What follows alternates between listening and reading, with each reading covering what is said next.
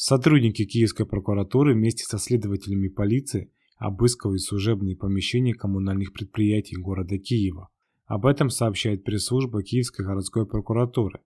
Следственные действия происходят в рамках уголовного производства, начатого по факту присвоения и растраты средств бюджета города Киева по признакам уголовного преступления, предусмотренной частью 3 статьи 191 Украинской Конституции. В ходе обысков правоохранители изъяли документы, касающиеся закупок за счет столичного бюджета.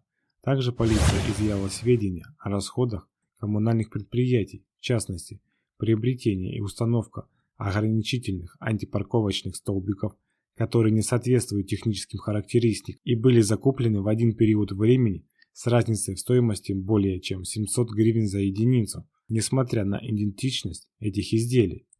Завышенный КП объемов расходов материальных ценностей, солей, песко-соляной смеси, горюче-смазочных материалов, списание топлива на транспортные средства, которые фактически не использовались, использование коммунального автотранспорта в личных целях и предоставление его в пользование третьим лицам с целью получить неправомерную выгоду, незаконное трудоустройство и осуществление выплат заработной платы работникам, которые фактически не работали.